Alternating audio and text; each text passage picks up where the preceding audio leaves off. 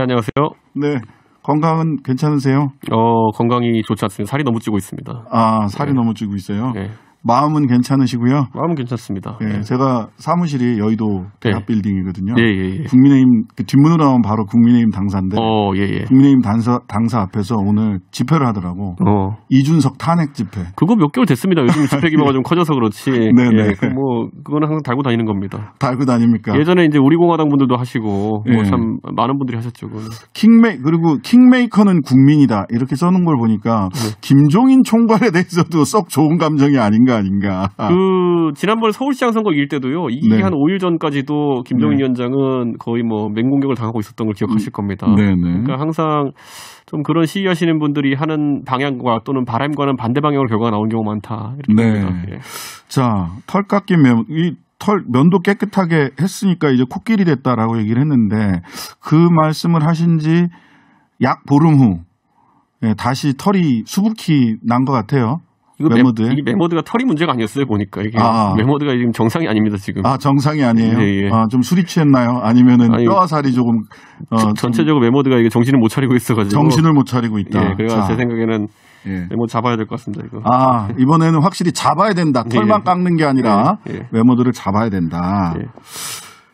그러면 이 털 깎인 메모드를 선대위로 쫓아오는 것을 재참여 요구로. 그래서 선대위가 계속 재참여 요구를 하면서 나를 괴롭힌다. 예. 아니 꿈의 뜻은 그런 겁니까? 그러니까 이거를 어떤 틀에 놓고 보시면 되냐면요. 네. 그러니까 제가 이번에 선대위원장들 그만두겠다고 한 것에 대해 가지고 무슨 치기 어린 준동 이런 거 정도로 보면은 이렇게 해석이 나오는 겁니다. 네네. 그거 이제 사실 근본적인 문제죠. 제가 그 정도 진지하게 판단을 해보고 움직이지 않았다면 지금 정치한 10년 만에 대표까지 받겠습니까? 결국엔 저는 상황마다 제 판단을 하는 거고 선대위라는 거는 무수히 선거 때마다 큰 선거 때마다 재구성을 겪습니다.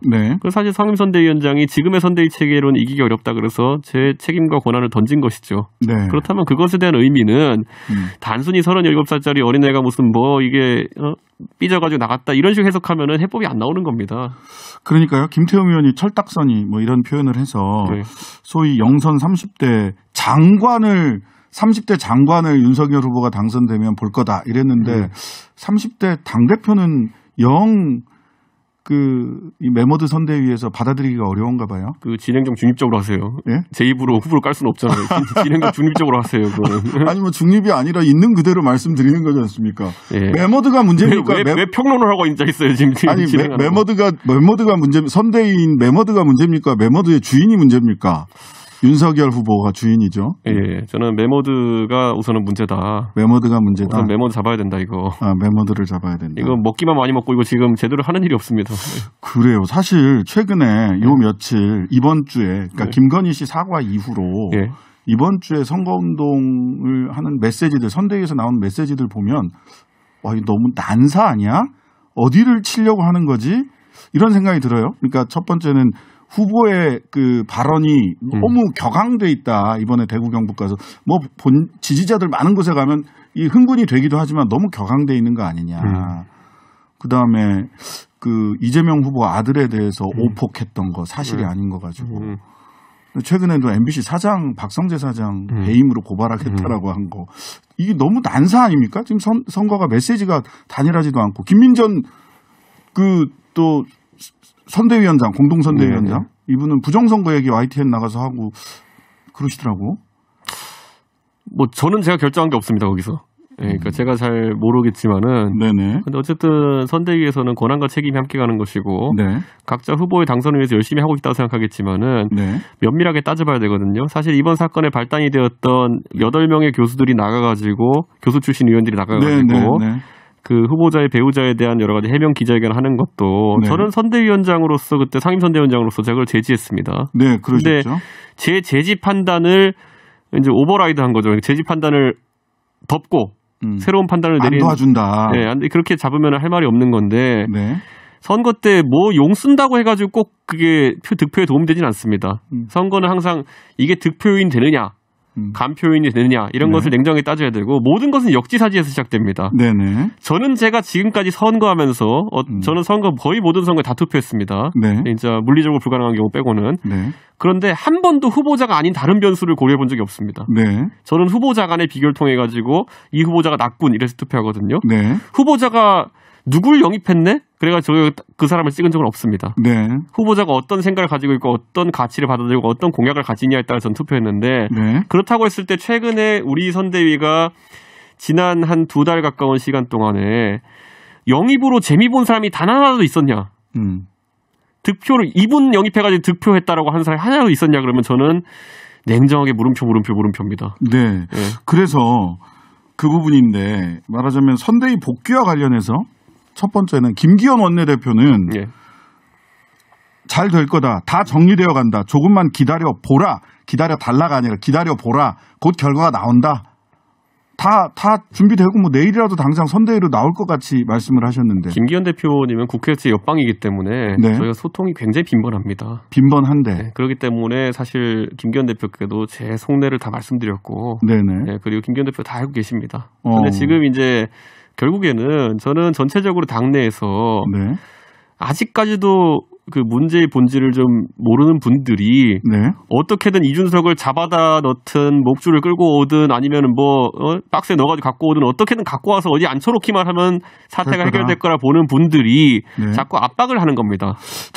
그게 김기현 대표가 그랬다는 게 아니라 제 주변에 이제 저랑 가깝게 교류하는 분들 중에 김기현 대표 같은 분이 있겠죠. 그럼 그분은 많은 압박을 느낄 겁니다, 지금. 네. 그러면서 어쨌든 김기현 대표는 속내를 알고 있기 때문에 그 속내가 실현될 수 있도록 어쨌든 선대위 안에서 그 노력을 하고 계시겠네요. 근데 이런 이야기를 하셨어요. 어제 윤 후보의 직접적인 변화 이런 말씀을 하셨는데 그게 선대위의 변화, 2030 지지율에 대한 고려, 선대위 운영에 대한 생각의 변화다. 이렇게 말씀을 하셨어요. 제가 방금 전에 드린 말씀이랑 괴가 똑같은 게요.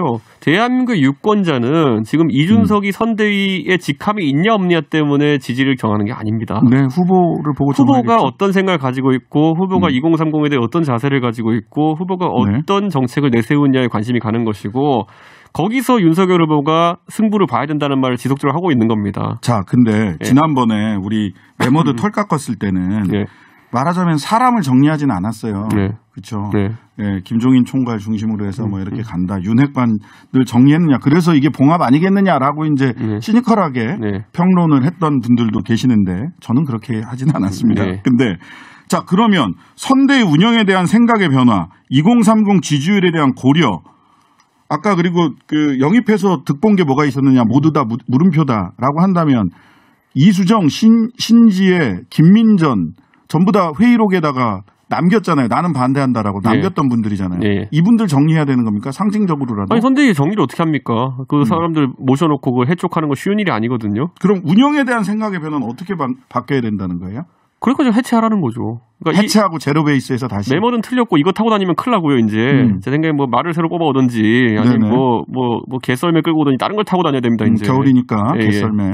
뭐든 이제 다른 그 형태로 전환해야 되는 거지. 이 메모드 타고 다니면 끝납니다, 이제. 자, 그러면 선대위는 메모드는 이제 팩이다. 메모드는 이제 살처분? 그렇게 잔혹한 말씀을 하시면 어떡합니까? 그럼 메모드는 그럼 옆으로 메모드는 좀 쉬고 있으라 그러고. 쉬고 있으라고 하고. 운동하고 있으라 그러고. 새롭게 꾸려야 된다. 그다음에 2030 지지율에 대한 고려. 이거는 신지혜, 이수정 이분 두 분을 빼놓고 얘기할 수 없는 거 아닌가요? 아니, 그분들 메모드랑 같이 쉬고 있으면 되고. 메모드랑 쉬고. 새로 이제 말을 타고 오시는 분들이 그거는 아니면 말 혼자 타도 되고요. 그거 사실 정리하자는 얘기네. 사람 정리하자는 얘기 아니에요? 결과적으로? 그러니까 전체 해체를 해야지 그분들도 기분이 안 나쁘죠. 사람 콕 찍어서 핀셋 정리 말고 전체 제로 베이스 해체하고 제로 베이스 다시 시작해야 된다. 그렇죠. 메모드가 아니라 잘 달리는 말이나 개설매를 준비하자. 아니 자전거 타고 다니든지 다른 거 타도 됩니다. 따릉이도 좋다. 자, 선대위 얘기 그럼 여기까지 해보고요. 지금 판세 어떻게 보십니까? 판세, 지금 대선 판세. 이번 주가 이거 위기 아니냐 이런 얘기들이 많이 나오고 있어요. 여론조사 결과들이. 저는 우리 당 윤석열 후보의 승리를 확신합니다. 너무 영혼 없이 말씀하시는 것 같은데. 자꾸 그렇게 편파적 진행하지 마시라니까요. 네. 당대표로서 저는 우리 당 윤석열 후보의 승리를 기원하기 때문에 당연히 여러 가지 조언을 하고 또 이렇게 쓴소리하고 제가 맞아가면서도 할 말 하는 겁니다. 네. 지금 그 댓글로 AI 같았어요. 이렇게 얘기하셨거든. 그런 댓글이 왔어요. 자꾸 분열을 조장하는데. 자꾸. 아니. 판세는 정확하게 봐야 되잖아요. 네. 현재의 판세 어떻게 보십니까? 기원하죠. 당연히. 당대표가 자기 당 후보 당선을 당연히 기원하고 노력을 하실 텐데. 네. 현재의 판세 분석을 해 주셔야죠. 참 어안이 벙벙합니다. 저는. 네. 왜냐하면은 세대 포위론이라 제가 이제 사퇴 기자회견 하면서 네. 세대 포위론이라는 것은 아니면 세대 결합론이라는 것은 더 이상 이제 하기 힘들어졌다라고 선언을 했거든요. 네네. 근데 그 말이 뭐냐면은 그러면 다른 전략을 찾아 나서라 이랬거든요. 네. 그러니까 지금 60대 이상의 전통적 지지층, 지난 박근혜 대통령 선거 때 2012년 때는 50대, 60대, 70대 결합이었어요. 네네. 그 50대가 이제 10년 나이가 드셔가지고 60대가 된 겁니다. 네. 그리고 거기에 더해서 이제 지금 60대, 70대 우리가 10대, 20대, 30대를 더해가지고 네. 세대 포위론, 소위 세대 결합론을 이끌어왔던 것인데 네. 이게 무슨 근자감인지 모르겠는데 지금 이제 선대위에서 주요 의사결정하시는 분들한테는 네. 10대, 20대, 30대는 우리가 잡아놓은 고기다라는 이런 인식을 준 것 같아요. 네, 왜냐하면 서울시장 선거 이후로 제가 당대표하면서 한 11월까지는 어떤 여론조사를 봐도 거기서 50% 이상의 득표를 했거든요, 저희가. 네네. 그러다 보니까 이거 다 잡은 고기네? 이런 인상을 잘못 줬나 봅니다. 그래가지고 오늘자 조사를 보니까 그분들이 얼마나 뭐 오판했는지 모르겠지만은 이젠 60대 빼놓고는 다 포위당했어요, 거꾸로. 역포위 됐어요. 네. 오늘까지 여론조사 결과를 보니까. 제가 그거 보고 있으면 황당하지 않겠습니까? 어안이 벙벙하다. 예. 자, 그리고 또 좀 눈에 띄는 저는 뭐 이거 하나만 갖고 얘기할 수는 없다. 여전히 그 후보를 교체하지 않겠다라는 지지 강도가 굉장히 높게 나오는 조사들이 많이 있지만 그럼에도 불구하고 여론조사 관련해서 한길리서치가 아주경제 의뢰로 지난 25일에서 27일 전국 만 18세 이상 남녀 1000명 대상으로 실시한 여론조사에서 국민의힘 지지자들 가운데 70.4%가 후보 교체가 필요하다 이렇게 답을 했어요. 이게 이제 후보 교체가 대상이 뭐냐가 명확하지 않거든요. 네. 그러니까 어느 쪽 후보를 교체하겠냐. 그러니까 네. 자기가 지지하는 후보가 교체된다 생각하는 거냐. 이게 조사가 명확하지 않아가지고 좀 판단하기 어려운 부분이 있고요. 저는 여기에 대해서는 아주 명쾌하게 답합니다. 네. 후보 교체를 한다고 했을 때는 최고위원회의에서 제가 대표로서 회의를 주재해가지고 그거를 의결해야 되는데 당원에 보니까 뭐 방법은 있더라고요. 저는 상당한 이유가 있을 때문에. 저는 그럴 의사가 절대 없고 그렇게 해서 후보를 교체한다 하더라도 그 선거는 그러면 진 선거입니다. 그렇기 때문에 그런 방향보다는 최대한 우리 후보가 이 길을 좀 잡아갈 수 있도록 하는 노력이 더 중요하다 이렇게 보는 것이고 저는 약간 우려되는 것이 후보를 돕는 분들 중에서 보면은 지난 2017년 대통령 선거에서 한 선거에서 세 분의 대통령 후보를 모셨던 분이 있습니다. 아, 그런가요? 예, 누군지 말씀이 안 되겠지만은 어느 분을 모셨던 분이죠? 뭐 제가 말씀드리긴 뭐하겠지만은 먼저 뭐 반기문 후보를 좀 도우려고 하다가 그다음에 뭐 유승민 후보를 좀 도우려고 하다가 홍준표 후보를 나중에 도우셨던 걸로 기억되는 분이 한 분 있는데 누군지 대략. 근데 저는 이제 그런 일이 발생하지 않기를 바랍니다. 오히려 저는 제가 이번 선거에서 저는 무조건 그 우리 후보를 당선시키기 위한 노력을 경주할 겁니다. 그런데 여튼 뭐 당 대표로서 당연한 분명한 답변을 해주신 거고 오늘 오전에 조원진 우리공화당 대표는 CBS 뉴스쇼에 출연을 해가지고 홍준표 의원이랑은 통화도 한다. 양당 다 선수교체 많다. 그리고 청년의 꿈 홈페이지에도 홍준표 의원이 운영하고 있는 청년의 꿈 홈페이지에다가 본인이 인증샷 찍어가지고 올리는 이런 일들을 하셨어요. 그 다음에 어제 그 안철수 후보 쪽에 권은희 원내대표랑 그 인터뷰를 했는데 기세가 오르셨습니다. 그래서 말하자면 조원진 후보는 본인보다는 홍준표, 그다음에 안철수 후보, 내가 정권 교체의 야당 대표 주자가 될 수 있다. 내지는 홍준표를 밀어야 된다. 조원진 의원 같은 경우는 이런 흐름에 대해서는 어떻게 평가하십니까? 조원진에 대한 평가, 그다음에 안철수 후보에 대한 평가 이렇게 둘로 좀 나눠서 해주시죠. 제가 그 모 대선 후보의 명언을 바탕으로 이렇게 답하겠습니다. 이런저런 여러 가지 이제 이런 지지율 상황 이런 게 오게 되면은 오히려 참 이렇게 마음을 자주 바꾸시는 분들은 머리가 복잡할 거거든요. 복잡해 보여요. 근데 저는 이렇게 답하겠습니다. 당대표로서 끝까지 윤석열 후보 당선시키기 위해 가지고 노력할 사람 누굽니까? 네. 누굽니까? 제가 이거 냉정하게 말씀드린 건 뭐냐면요. 네. 여의도에서 빠르다고 생각하는 분들이 있어요. 네. 지금 후보를 돕는 분들 중에도 보면은 원래 얼마 전까지만 하도 홍준표 후보를 돕다가 갑자기 우리 후보를 돕고 있는 사람도 있거든요. 네네. 그래서 홍준표 후보가 그 사람은 참 안 좋게 생각하는 경우도 있고. 네. 근데 그렇게 빠르게 움직이시는 분들이 결국에는 나중에 일을 그르칠 가능성이 높습니다. 네. 거기에 대해서 이제 안철수 후보에 대해서 김종인 총괄이 네. 자진 사퇴론의 취지, 정권 교체를 원한다면 안철수 후보 거의 자진 사퇴라라는 취지의 발언을 하셨는데 여기에 대해서 권은희 원내수석이 악덕 사채업자 같은 발언이다 이렇게 얘기하시더라고요. 막말 1포인트 정립이네요. 막말 1포인트 정립이다. 네, 축하드립니다. 네. 예. 자 그렇다면 네. 현재 선대위에서 가장 큰 문제점을 지금까지 두 가지 정도로 선대위 자체가 네. 예, 정신을 못 차리고 있다라는 거 하나. 그다음에 두 번째는 득표 전략이 없다. 이런 거예요. 그러니까 네. 우리 신장시 진행장님도 네. 그 서울 선거를 항상 준비하셨기 때문에 서울 선거를 뛰는 사람들 같은 경우에는 네. 서울의 우세당이라는 것이 사실 명확하지 않기 때문에 맞아요. 항상 득표 전략을 머릿속에 넣고 있습니다. 네네. 내가 어떻게든 뭔가를 해가지고 나를 지지하지 않는 사람의 표를 가져오기 위한 것을 머리에 염두에 두고 선거를 치러야 돼요. 그럼요. 그게 이제 득표형 선거고요. 네. 영남이나 강원권에서 우리 당 선거라든지 아니면 호남권에서 민주당 의원들이 선거 치를 때는 네. 간표 방지 전략입니다. 그렇죠.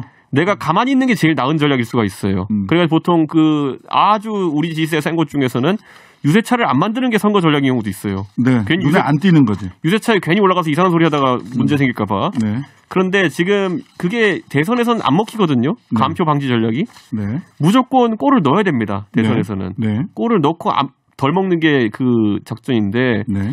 우리 당에 그럼 지금 득표 전략을 누가 담당하고 있느냐. 네. 그게 약간 모호하다는 겁니다. 누가 담당하고 있습니까 진짜? 저는 선대위 밖에 있어서 모릅니다.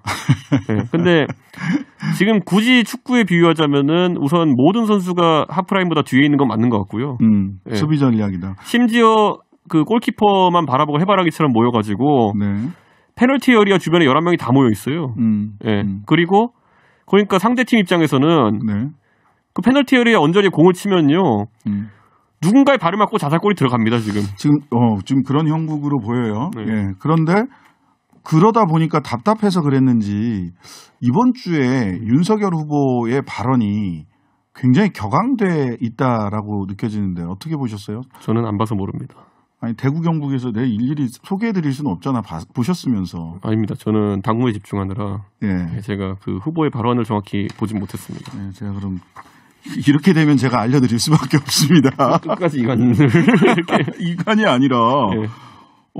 도대체 이게 자유민주주의를 지키려고 하는지 진짜 이 나라를 사회주의로 끌고 가려고 하는 것인지 국민들이 아직도 이 정권의 성격을 제대로 이해하지 못하고 있다. 그래서 이 정권을 사회주의로 대한민국을 끌고 가려고 하는 정권인데 국민들이 그걸 모르고 있다. 이렇게 이 정부에 대해서 비판의 여지들이 굉장히 많은데 이거 야 대구 경북 가더니 색깔론 다시 들고 나오는 거 아니야? 이거 옛날식 아니야? 너무 이런 평가를 받을 수 있을 것 같은데. 아마 당원 집회였을 것 같은데요. 당원 집회, 경북 선대위 네. 출범식. 당원 집회는 원래 조금씩 과격해져요. 옛날에 뭐 정의당이라고 안 그랬어요. 가면 맨날 뭐 이명박근혜 욕하고 그랬지. 이건 그냥 네? 욕하는 정도가 아닌데. 네. 그 다음에 그 토론과 관련해서 제가 이런 사람하고 국민 여러분 보는 데서 토론을 해야 되겠는가? 어이가 없다. 정말 가짜다. 이거는 상당히 이게 아무리 당원 집회라고는 하더라도 그건 저도 언급했지만은 네. 이런 게 있어요. 우리나라에서 선출직과 임명직이 약간 다르게 받아들여지는 게 네. 선출직은 어쨌든 경선 과정을 통해 가지고 그 후보의 자격을 득한 사람은 그렇죠. 그 사람을 뽑아준 사람에 대한 예의를 보통 상대 당에서도 갖춥니다. 아, 그럼요. 예, 그렇기 때문에 물론 이재명 후보가 우리 후보가 묘사한 것처럼 굉장히 저는 결격 사유가 많은 후보이고 문제가 있는 지점이 많다고 생각하지만은. 네. 그래도 상대당 후보로 인정받았고 국민의 상당수가 지금 대선 후보로서 자격이 있다 생각하기 때문에 여론조사에서 수치가 나오지 않습니까? 네. 그러면 그건 우리도 그 후보에 대한 상당한 존중을 해야 되는 것이고 네. 반대로 상대당에서도 아니면 다른 당에서도 우리 후보에 대한 굉장한 존중을 해야 되는 겁니다. 그게 어쨌든 선출직으로 역할을 부여받은 사람들에 대한 예우거든요. 그런데 그거에 대해 가지고 다소 이제 우리 후보가 좀 격하게 발언한 것 같은데 네. 저는 아마 그 부분은 이번에 후보가 좀 많은 지적을 받았을 거로 보이고 네. 그래서 비슷한 표현이 앞으로는 없지 않을까 생각합니다. 그러니까 오늘까지 이렇게 놓고 보면 대구 경북에서 좀 뭐 현장에 나가면 사실 후보들이 약간 업되는 거는 뭐 다 겪어봐서 전화 대표님이나 겪어봐서 아시겠지만 후보가 너무 이렇게 공격 전방으로 후보 혼자 뛰고 있다. 그러다 보니까 몸짓이 격해지는 거 아닌가. 저 전당대회 때 이런 말씀드릴까요? 네. 제가 전당대회 때 제가 순회로 이제 가서 연설을 하잖아요. 네네. 대구 경북 지역 가니까 네. 막 그 연설장 앞에 막 이렇게 막 이준석 잡아라 해서 뭐 무슨 탄핵한 배신자 이렇게 막 기다리는 분들이 있었어요. 네네. 무시하고 전 유유히 들어가가지고 안에서 탄핵은 정당했다 이렇게 연설하고 나왔거든요. 네네. 그게 정치입니다. 가가지고 그 현장에서 자기가 원하는 말 듣고 싶어하는 사람이 아니라 네. 더 큰 단위의 국민들에게 자기가 전하고 싶은 메시지를 전하고 그걸로 네. 점수 따는 게 정치인데 네. 아마 이제 이 현장에 맞춰주는 식으로 가게 되면은 네. 국민 다수와는 약간 다른 그 이야기를 할 수 있는 경우가 생기거든요. 네. 그래서 우리 후보를 모시는 사람들이 네. 좀 후보에게 이런 지역에 갔을 땐 이런 메시지가 좋겠다라는 것을 좀 더 네. 적극적으로 조언했으면 좋겠다는 생각입니다. 본인이 근데 연설문 갖고 왔다 옆으로 제껴놓고 하셔가지고 본인의 선택으로 보여서. 그거는 정치 최고급 스킬을 가진 사람들이 하는 정도. 예. 예, 아직은 안 된다, 윤 후보님. 네, 우리 후보는 아직까지 이런 게 있어요. 그러니까 네.